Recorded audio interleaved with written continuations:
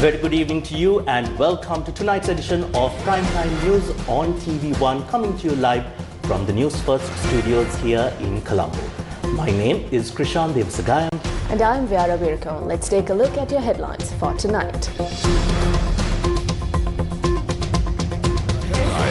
On Newsfirst. A change in the peak times for dengue mosquito bites. Special mosquito eradication program starting tomorrow in 23 high-risk dengue zones in the Western Province. Dry weather in several areas due to the El Niño effect. Monsoon rains decrease. Not opposed to extending the retirement age of judges in this country. A statement from the President of the Commonwealth Lawyers Association. Differing opinions emerge on extending the retirement age of judges. Former President Mahinda Rajapaksa says he will not retire from politics. Gas prices dropped.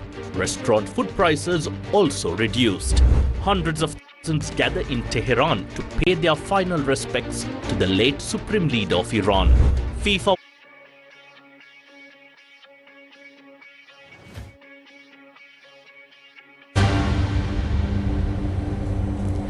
In your top story tonight, the highest number of dengue cases recorded so far has been reported within the past 3 days.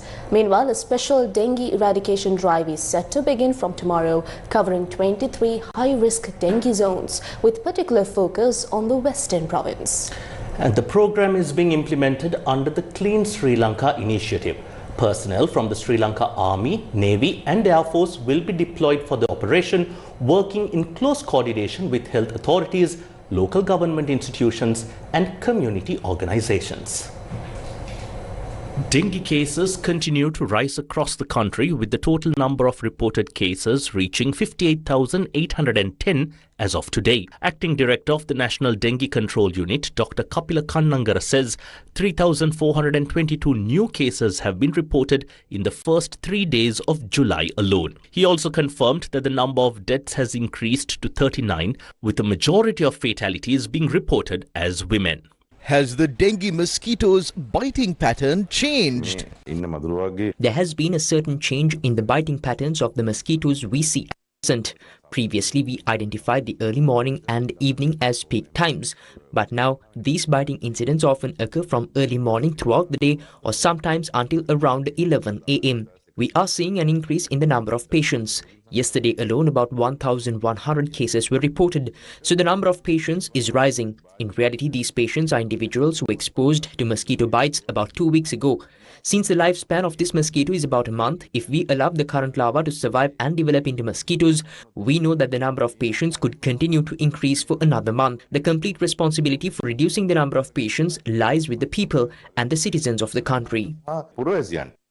What steps are authorities taking to control dengue? With the aim of addressing the rapidly spreading dengue threat, a decision was taken at a meeting held today at the Clean Sri Lanka Secretariat to launch a special dengue eradication operation from tomorrow.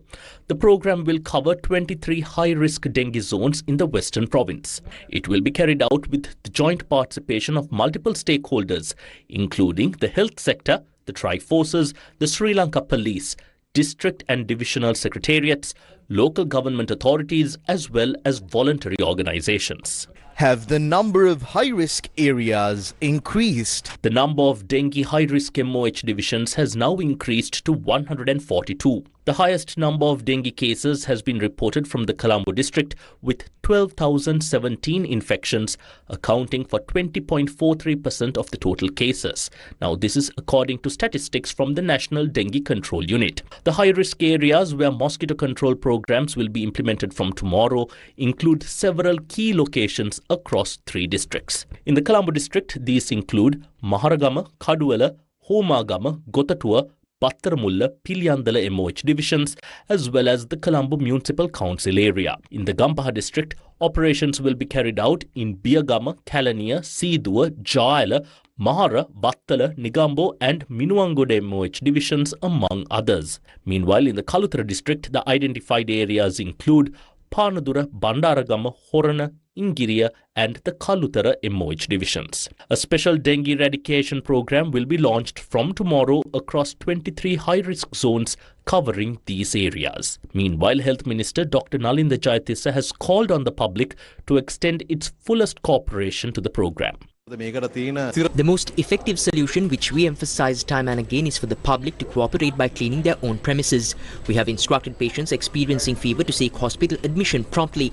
We are managing the situation by carrying out these measures. It is with these evolving changes in this situation that we are facing this challenge. Tri-forces also join efforts to combat the spread of dengue.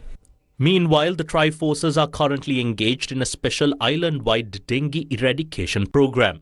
The operation is being conducted under the direct supervision of the Secretary to the Ministry of Defence, Air Vice Marshal Sampath Tuyakonda, on the instructions of the President. Personnel from the Sri Lanka Army, Navy and Air Force have been deployed in close coordination with health authorities, local government institutions and community organizations. The program includes cleaning campaigns, identification and destruction of mosquito breeding sites, clearing of blocked drains and public awareness activities on the field. Weather first. And in your weather update tonight, well, Viara, when it comes to weather these days, the term El Nino is something that is in everyone's mouth. What is the latest on the El Nino phenomenon and its impact on Sri Lanka? Yes, Krishana, Jawad Abdin brings you the latest update. Jawad. Thank you, Krishan. Thank you, Viara. Well, the question is, what is the latest on El Nino phenomenon and what do the experts have to say? Well, the Department of Meteorology says that dry weather conditions are currently being experienced across several parts of the island due to the influence of the El Nino phenomenon.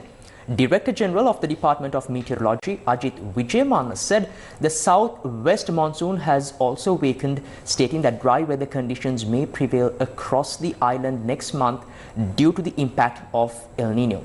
The Department of Meteorology also stated that forecast the possibility of heavy rainfall during the months of October and November. However, the Director General said dry weather is expected across the island from January to March next year as a result of the El Nino phenomenon. He added that the department will continue to issue weather forecasts for the country while closely monitoring updates and forecasts released by international weather agencies regarding El Nino conditions in the Pacific Ocean region. Watch the FIFA World Cup live, where the best football teams in the world compete. Live matches, Rewind TV, highlights, reels. Watch it all for free. Download the Pure mobile app now. Watch the FIFA World Cup live, where the best football teams in the world compete. Live matches, Rewind TV, highlights, reels. Watch it all for free. Download the Pure mobile app now. Welcome back to the news. And in another headline-making story this evening, a public forum was held in Colombo today on the position of the Bar Association of Sri Lanka in relation to extending the retirement age of judges, including justices of the Court of Appeal and Supreme Court. The event was organised by the Bar Association of Sri Lanka. Now, opposition leader Sajith Premadasa, along with members of parliament from the Samaki Jana Balavega and many representing the joint opposition, attended the event. This public forum on the position of the Bar Association in relation to extending the retirement age of judges, including justices of the Court of Appeal and Supreme Court, was held at the Sri Lanka Foundation Institute in Colombo. Opposition leader Sajith Premadasa, along with members of parliament from the Samaki Jana Balavega, Sarva Jana Balaya leader Dilip Jayavira, and politicians including GL Piris from the political group representing the Joint People's Opposition, attended the event. The President of the Bar Association of Sri Lanka, Rajiv Amarasuriya, President of the Commonwealth Lawyers Association, Stephen Thiru, and President of the Law Association for Asia and the Pacific, Yap Thiong Liang, among others, shared their views at the event. The question before us is not simply whether the retirement age of the respected judges should be 65, 67 or 70. Reasonable people may differ on that question. But the more fundamental question is whether the constitutional provisions governing the tenure of judges who already hold office and are sitting should be altered, and what effect such a change may have upon judicial independence and public confidence. The government's reported legislative intention to move a constitutional amendment bill to enhance these retirement ages is at the epicenter of the present controversy. Now, at this very outset, it must be noted that the CLA does not, in principle, object to the increasing of the mandatory retirement age of judges. Across the globe, changing demographic realities, advancement in public health, and the extended life expectancies has triggered legitimate institutional debates regarding the optimal age limit for judicial tenure. Many jurisdictions have recognized that senior jurists of 65 or 66 remain at the zenith of their intellectual, analytical, and professional capabilities. 2024 දී මම හිතන්නේ ඇති වුණු වෙනස දේශපාලනික වෙනස අති ඉතාමත්ම වැදගත්. මොකද එතන ජනතාව ඉල්ලා සිටියේ සිස්ටම් චේන්ජ් කියන කාරණය. ඉතින් එහි අතිශයින්ම වැදගත් කොටසක් තමයි අධිකරණයේ ස්වාධීනත්වය රැක ගැනීම කියන එක. කවුරුත් විරුද්ධතාවයක් නැහැ අධිකරණ නිලධාරීන්ගේ ගරු විනිශ්චයකාරතුමන්ලාගේ විශ්‍රාම යාමේ වයස දීර්ඝ කරනවට. නමුත් ඒ දීර්ඝ කිරීමට ක්‍රමයක් තියෙනවා. අපි බලාපොරොත්තු වෙනවා සත්භාවයෙන් මේ පිළිබඳව කටයුතු කරයි කියන එක රාජ්‍ය. After the public forum, the group including opposition leader Sajid Premadasa expressed his views. කියන කැමති සමගි ජන බලවේගයක් සමගි ජන සන්ධානයක් වෙනමම මේ රටේ ජනතාවට තියෙන එකම විකල්පය හැටියට අපිත් දැවැන්ත බලවේගයක් ගොඩනගනවා මේ ඒකාධිපති ආඥාදායක ක්‍රමය ශක්තිමත් කරන්නට මේ රජයේ දරන උත්සාහය සම්පූර්ණයෙන්ම පරාජය කරන්න. ජනතාවට දුන්න පොරොන්දු ඉෂ්ට කරන්න බැරි වෙලා ජනතාව ආණ්ඩුවට එරෙහිව එද්දී උත්සාහ කරනවා නීති ශේෂ්ත්‍රයට දේශපාලන ඇඟිලි ගැසීම් දාලා දීර්ඝ කිරීම උසස් කිරීම කරලා මේ රටේ පාලනය හරහා ගෙනියන්න. අපි ජනාධිපතිවරයාට කියනවා මේ රටේ නීතියේ ස්වාධීනත්වය ආරක්ෂා කරන්න. අපි අපිට කරන්න පුළුවන් හැම දෙයක්ම අපි කරමු. සුරුවරුන්ගේ වයස් සීමාව දීර්ඝ කිරීම පිළිබඳව ආණ්ඩුව මේ උත්සාහ කරන්නේ අවංක කාරණාවක් නෙවෙයි. මේකට විරුද්ධයි. මේකට ගන්න පුළුවන් උපරිම ක්‍රියාමාර්ග අපි මෙය නතර කිරීම සඳහා ගන්නවා කියන එක මේ අවස්ථාවේ මතක් කරන්න කැමතියි. විශ්‍රාමය මේ වයස දීර්ඝ කිරීමට නම් එතන මම හිතන්නේ මිනිස්සු දැන් කාලයක් ජීවත් වෙනවා. ඒක කිරීම පිළිබඳව ගැටලුවක් මං හිතන්නේ කාටවත් නැහැ. ඒක දීර්ඝ කළ යුතුයි කියන තැන මම හිතන්නේ බොහෝ දෙනා ඉන්නවා. නමුත් මෙතන ගැටලුව තියෙන්නේ ඒකේ ක්‍රමවේදය කුමක්ද? Professor Ashumara Singha, a former member of parliament from the United National Party who attended this dialogue forum, stated that he does not oppose raising the age limit of judges. වයස වැඩි කිරීමේ වරදක් අපි දකින්නේ නැහැ. ඒ නිසා දැන් ලෝකේ We do not see any wrong in increasing the age. If you look at most countries in the world today, the age of Supreme Court judges is usually 70 or 75. Therefore, I believe that if this age limit is raised starting right from the lower courts to correct the mistake made during the 20th Amendment, it will be a major benefit to the judges and officers in the judicial sector progressing in their profession. I think it is good for the country too. I saw Supreme Court Justice Kodagoda saying that there are 1.1 million pending cases in Sri Lanka. That means it takes about 10 to 12 years to hear a single case. If so, we must look at these issues by considering the entire system as a whole.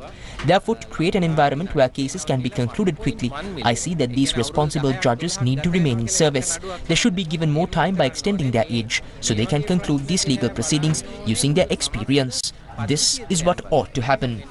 මේ නඩු කටයුතු ඉවර කරන්න. මේක තමයි විය යුත්තේ. විපක්ෂ චෝදනා කරන මේම වයස වැඩි සේවා කාලය දීර්ඝ කිරීම තුළින් දේශපාලන බැදියත් වීමක් සිද්ධ වෙනවා කියලා. එතකොට මෙච්චර කාලයක් මේ විනිසුරුවන් දීපු ස්වාධීනව කටයුතු කරා නම් ඔවුන්ගේ කාලය දීර්ඝ කරා කියලා ගැටලුවක් නෑ නේද? මම දකින්නෙත් ඒක හතරබීරි කතාවක් මම දකින්නේ. ඇයි එහෙම කියන්නේ කියන එක. හරියට වැඩ කරා නම් දැන් අපි දන්නවා කොහොමද අධිකරණයේ ස්වාධීන. Members of the public who attended expressed the following views at the end of the discussion. If we look at the United Kingdom, the retirement age for judges is 75. In Canada, it is 75. In Australia, it is 70. New Zealand, 70. Denmark, 70. Japan, 70. South Korea, 70. These are the most developed countries in the world.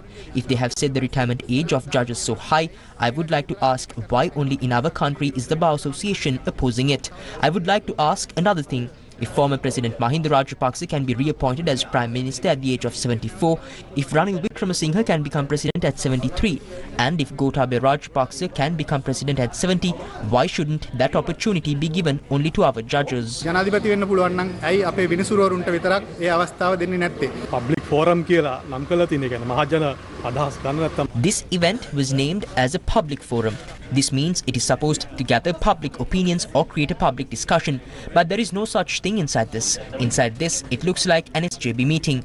Furthermore, from the opposition leader to the General Secretary of the Samagijana Balawegaya to the MPs of the Samagijana Balawegaya, they are the ones occupying this space, even if under the guise of invited guests. Although this was called a public forum, there is nothing public here. Public forum කිව්වට කිසිම public එකක් නැහැ මෙතන. Meanwhile, former President Mahinda Rajapaksa has reiterated that he will not retire from politics. Speaking in Kandy today, he said that he feels that he has not yet done enough for the country. Former President Mahinda Rajapaksa arrived at the Temple of the Tooth Relic in Kandy this morning.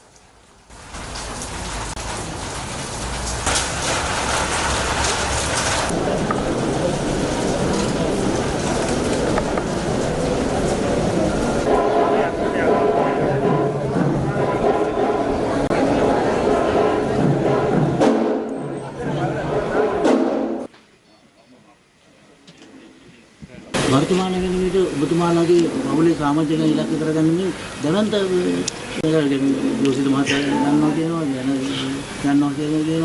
वर्तमान से आई जी लेकिन खटोतर दिन जानना के लगे no well कारुවත් නැහැ නේ ඉතින් අපි තමයි අල්ලගන්න තියෙන්නේ ඇයි මේ හේතු ඉතින් ජනතාවත් එක්ක ඉන්න එක ඉදිරියේදී ඔබතුමා ජනතාවත් එක්ක කටයුතු කරනවද අනිවාර්යයෙන් දේශපාලනයෙන් සමුගන්නේ නැහැ ඉතින් ඔබතුමා මේ රටට වැඩ කරා වැඩි වගේද තේන්නේ නෑ ඉතින් මදි කියලා මට හිතෙන්නේ. The revenue of Sri Lanka Customs for the first 6 months of 2026 has exceeded its target by 30%.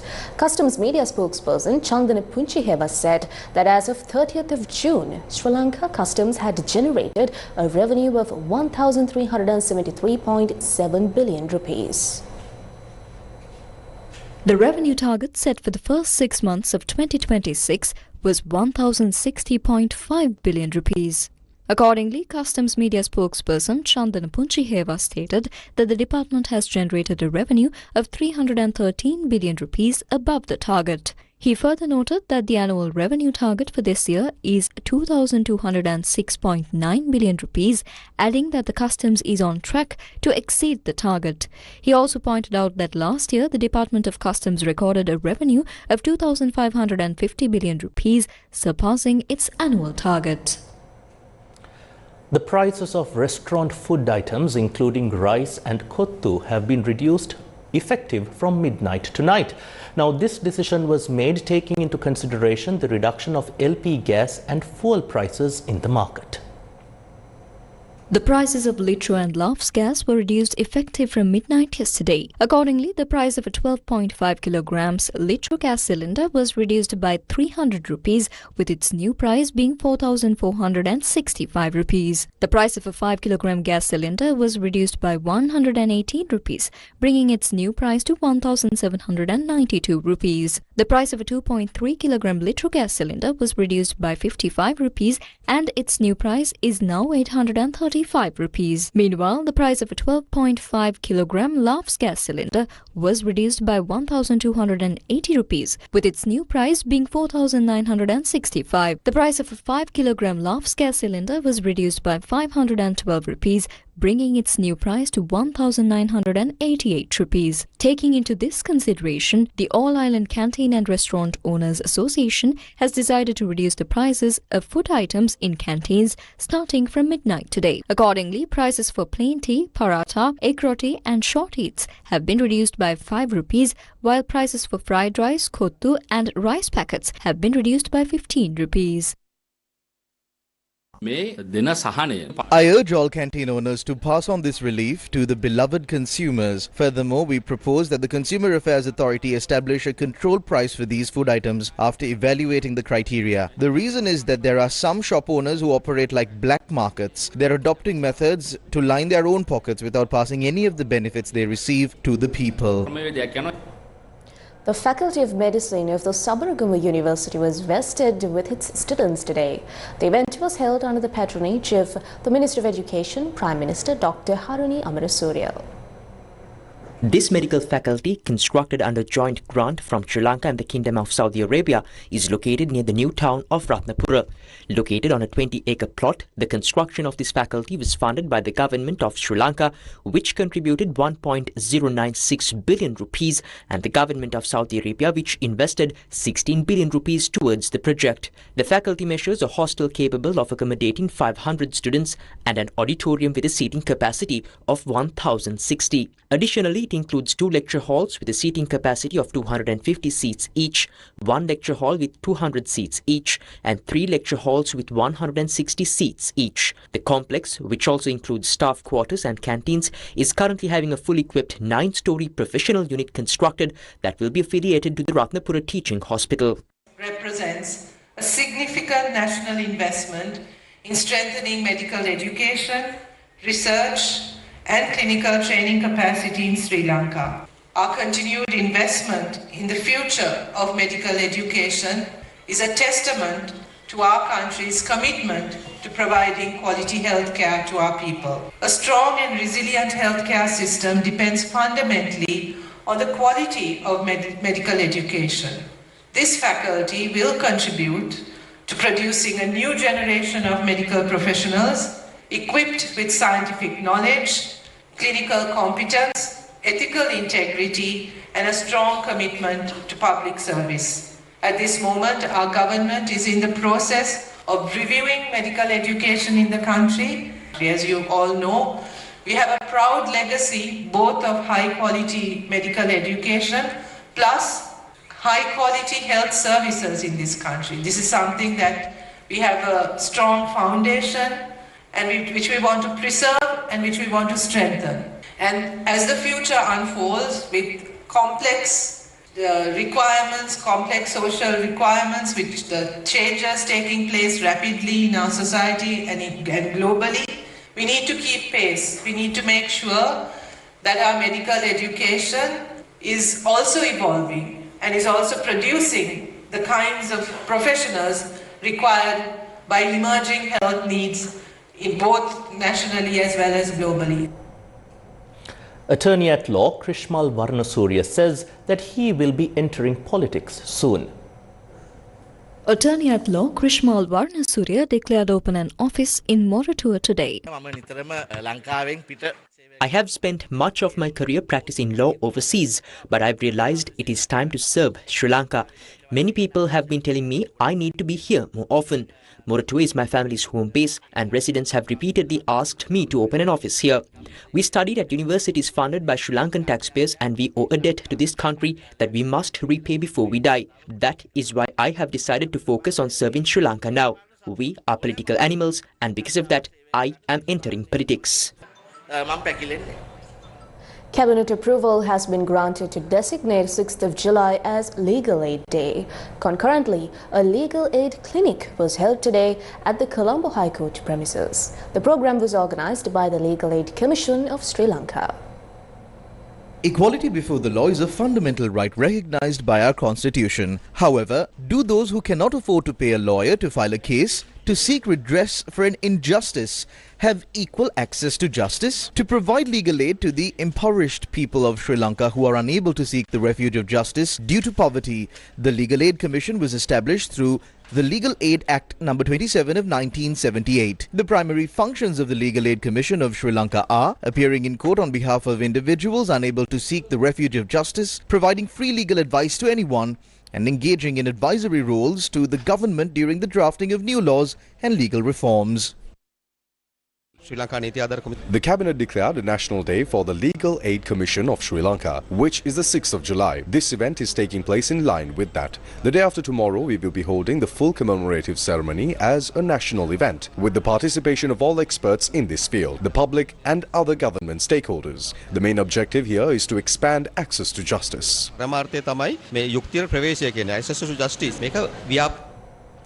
In more local news. Now, why would a train that is designed for the railway tracks travel along a main road? Now, what is this incident that has become the focus of social media lately? Here is the full story behind the mission that has captured the nation's attention. Cyclone Ditwa caused severe damage to the national railway network, impacting 97 locations along the railway line from Maradanu to Kandy.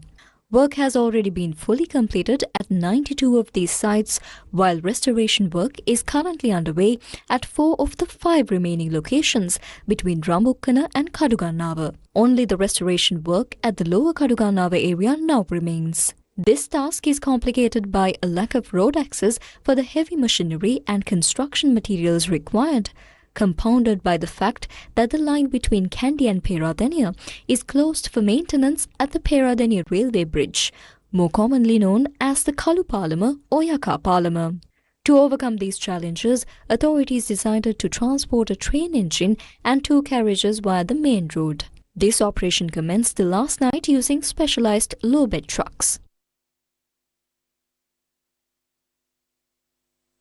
2 carriages have already been successfully delivered to the Peradeniya railway station, and the train engine is scheduled to be transported in the same manner within the coming week. The goal of this operation is to fully restore upcountry train services to their pre-cyclone state before the end of this year. New laws have been introduced for recycling of plastic, polythene and electronic products. Minister of Environment Dr. Dhammika Patapalike said that these regulations are being implemented in accordance with the provisions of the new Environmental Act passed recently. Under the new regulations, manufacturers will be required to take full responsibility for ensuring their products are properly recycled after they have been sold to the consumer. In the near future, we aim to gazette the laws and regulations necessary to implement the extended producer responsibility concept in our country. We are currently finalizing the list of items and materials this will apply to, as well as the framework for its implementation. We intend to specifically include items such as plastic, polythene, mobile phone batteries, and discarded computer parts under this concept. Watch the FIFA World Cup live, where the best football teams in the world compete. Live matches, Rewind TV, highlights, reels. Watch it all for free. Download the Pure mobile app now. Welcome back. The Colombo Plan marked its 75th anniversary in Colombo yesterday, bringing together government officials, foreign diplomats and representatives from member states. The 75th anniversary of the Colombo Plan was held in Colombo yesterday under the patronage of Prime Minister Dr. Harini Amarasuriya. Australia's High Commissioner to Sri Lanka Matthew Duckworth, Ambassador of Vietnam to Sri Lanka Trinity Tham, Deputy Minister of Foreign Affairs and Foreign Employment Arun Hemachandra and Secretary General of the Colombo Plan Chulamani Chatsuwan were among the distinguished attendees. Addressing the event, Prime Minister Dr. Harini Amarasuriya highlighted the role of Colombo Plan in strengthening Sri Lanka's physical and institutional connectivity. For Sri Lanka, Colombo Plan is more than an historic institution. It is closely linked to our national development story. In the years following independence, Sri Lanka, like many countries in the region, faced the challenge of translating political sovereignty into economic progress and social advancement. Today, as Sri Lanka pursues digital transformation, sustainable transport systems, and resilient logistics networks, the early investments under Colombo Plan in areas such as mobility, irrigation, agriculture, and energy remain an important part of our development foundation. As we all know, drug abuse continues to pose a serious challenge across our region, especially among young people. It affects public health, families, communities, and social stability.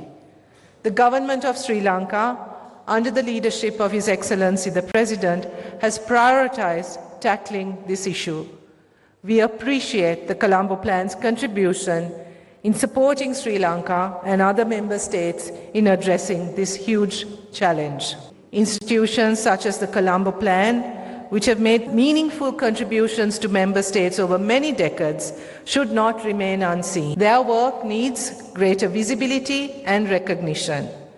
It is important that these efforts are communicated more widely, especially to younger generations, so that they can better understand the value of international cooperation and the role it plays in addressing global challenges. We remain confident that the Colombo Plan will continue to serve as a credible, adaptive, and forward-looking platform for cooperation, evolving with its members and supporting shared progress in the years ahead. A commemorative stamp was also issued to mark the 75th anniversary. The event was attended by foreign diplomats, member states, partners and donors from the Colombo Plan. Sri Lanka marks 43 years since the events of Black July, and a memoir recounting one family's experience of loss, displacement and resilience was launched in Colombo yesterday.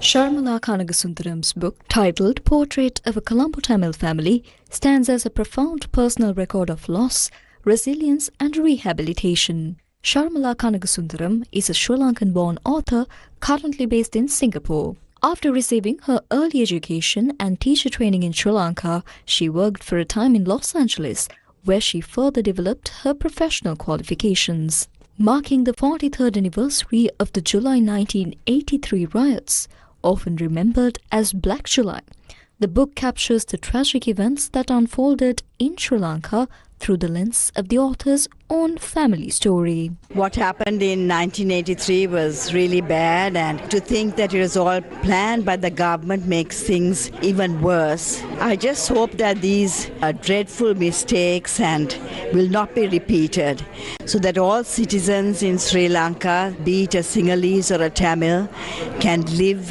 in peace and in harmony. Because writing this book and when I wrote about what happened to us in 1983, it was not only brutal, but I also found it very barbaric, and can human beings really behave like this? Following the launch event, the author autographed copies of the book for the assembled guests. Through the story of her own family, Sri Lanka-born author Sharmila Kanagasundharam revisits one of the darkest chapters of our country's history. Now, through her book, she explores the impact of the 1983 anti-Tamil violence, as well as her own family's journey of resilience and renewal. I'm Swaliza Rhiannon reporting to you from Newsfirst. The newly published English edition of Xi Jinping, The Governance of China, Volume 5, and the Sinhala edition, Volume 2, were introduced in Colombo yesterday. The newly published English edition of Xi Jinping, The Governance of China, Volume 5, and the Sinhala edition of Xi Jinping, The Governance of China, Volume 2, were introduced at the China-Sri Lanka Readers' Forum held today with the participation of scholars, academics, media representatives, and officials from both countries. The Governance of China series is a collection of speeches and writings by Xi Jinping outlining China's development path, governance philosophy and policy direction. In recent decades, our bilateral relations have continued to deepen based on mutual trust, respect for sovereignty and practical cooperation. China has remained a valued development partner for Sri Lanka, supporting major infrastructure, trade, education, tourism, healthcare and cultural exchange. These partnerships have contributed to Sri Lanka's socio-economic development while strengthening the bonds between our two peoples. As the Belt and Road Initiative advances into a new stage of high-quality development, Sri Lanka looks forward to strengthening cooperation with China in a manner that is sustainable, mutually beneficial and responsive to the development aspirations of both our peoples. This text is not simply a collection of speeches. It serves detailed theoretical guidance to national development. Across its pages, the book represents the clear architecture of what we call Chinese modernization. It outlines highly interconnected system that relies socialist foundation, economic reforms, scientific innovations, modern education, and deep preservation of cultural heritage. Its immense focus on education and culture valuable lessons emerge from any nations looking to navigate 21st century without losing its historical roots. The book argues forcefully that modernization must not simply be a carbon copy of Western industrialization. Instead, it introduces the people-centered philosophy of development. The event was also attended by Hu Kaiong, Deputy Head of China's Central Office of Cultural and Ethical Progress, Chinese Ambassador to Sri Lanka Ki Zeng Hong, Yu Tao, Vice President of China International Communications Group, and Giganake Veerasinghe, General Secretary of the Communist Party of Sri Lanka. Pepsi Street Colour 2.0 got off to a flying start at Excel World in Colombo today. If you weren't at Excel World today, you seriously missed out. Pepsi Street Colour 2.0 just brought a massive vibe shift to our youth culture, turning the venue into the ultimate party spot. The stage was absolutely electric, with the nights dropping beats all day, and the star power off the charts. Ravin Tharuka, Nilan Hettiarachchi, Hana Shafa, Dinesh Gamage, Kaiser Kais and the crew from Vasti were all there to keep the crowd going. It was pure music and 100% good times.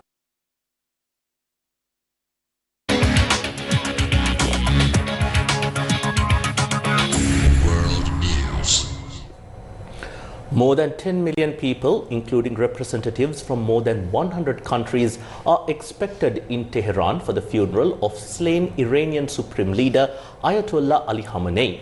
He was killed along with his family members at the start of the US-Israel war on Iran on the 28th of February 2026. Now, Theruni Karunaratne brings you more on this. Thank you very much, Viara Krishan. Yes, indeed, Iran is holding funeral ceremonies for its longest-serving leader, Ayatollah Ali Khamenei, after almost 4 months since his death. And he became the supreme leader of Iran in 1989 as the country was recovering from the war with Iraq. The schedule of the funeral services includes several days of commemorations across Iran and Iraq. The funeral commemoration includes not only the supreme leader, but also the bodies of his daughter, daughter-in-law, son-in-law and also his granddaughter, who happened to be just 3 years old when she was killed in that attack. Let's take a look at more details of the funeral ceremony. Official farewell ceremonies for the late Supreme Leader Ayatollah Ali Khamenei have commenced in Iran, drawing thousands of mourners to the courtyard of Tehran's Grand Mosalla religious complex. Numerous foreign leaders from countries including China, India and Russia arrived in Tehran to pay their last respects. Representing Sri Lanka, Deputy Speaker Dr. Rizvi Sade and Member of Parliament Rauf Hakim also paid their final respects to the late Iranian leader. Video footage broadcast on Iranian state media showed the moment of the coffin of Ali Khamenei alongside those of his slain family members was revealed to grieving mourners in hundreds of thousands into the Grand Mosalla. More than 10 million people are expected in Tehran for the funeral. Commemorations are to be held in Tehran today, tomorrow and on Monday. The funeral procession will take place on Tuesday in the holy city of Qom, and then on Wednesday the procession will cross over into Iraq, and the body will then be taken into his hometown Mashhad for burial. Tehran's governor said the entire province will be closed from Saturday to Tuesday due to the funeral. Earlier, a government spokeswoman told local media that the government had declared Tuesday a holiday in Tehran to facilitate the departure of mourners of the late leader from the city. Born in 1939 in the holy city of Mashhad in northeast Iran, Khamenei was the son of a renowned Muslim leader and ethnic Azerbaijani from neighboring Iraq. He became a key figure in anti-monarchy protests in the lead-up to Iran's 1979 revolution.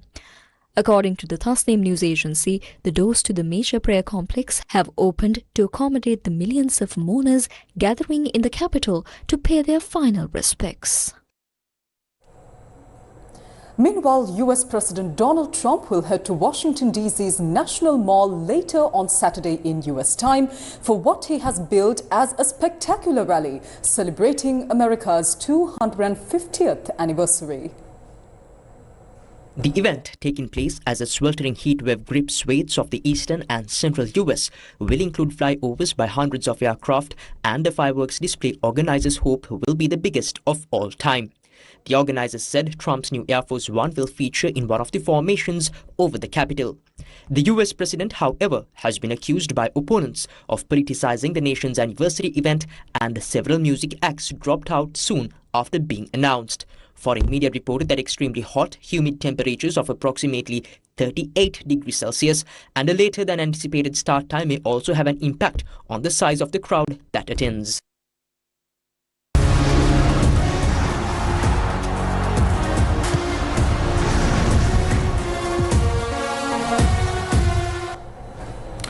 Well, in sports news, it's of course football, with some thrilling and nail-biting encounters taking place yesterday and today. The FIFA World Cup has entered a crucial stage, with the round of 16 set to commence today. Chalin Ratnavira filed this report with the latest from the Football Corner. Round of 32 matches have concluded with Egypt, Argentina and Colombia securing qualification for the round of 16 in the final matches of the round. Accordingly, all teams for the round of 16 have now been confirmed. Egypt advanced to the round of 16, a FIFA World Cup for the first time in their history.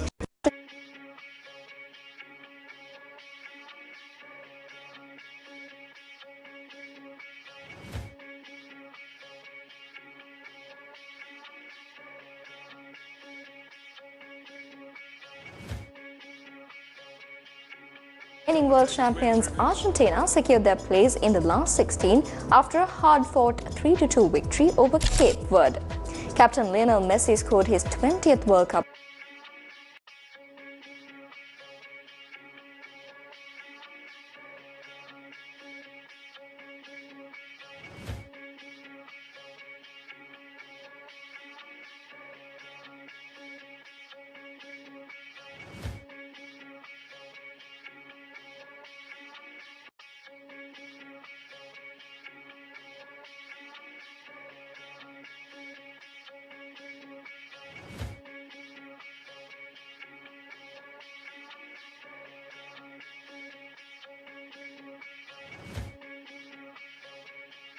Colombia booked their round of 16 spot with a narrow 1-0 victory over Ghana. The Ghana become the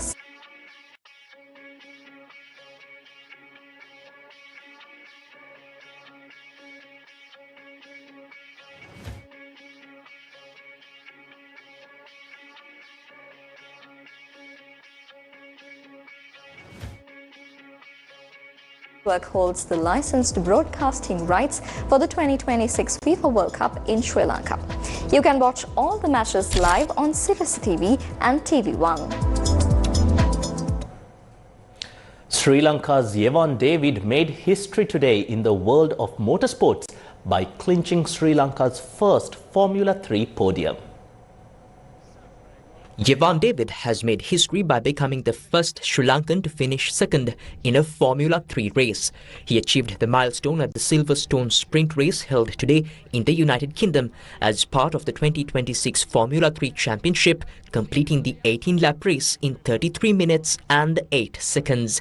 With this result, he becomes the first Sri Lankan to secure podium finish at this level of Formula 3 competition. The next round of the 2026 Formula 3 Championship is scheduled to take place in Belgium from the 17th to the 19th of July.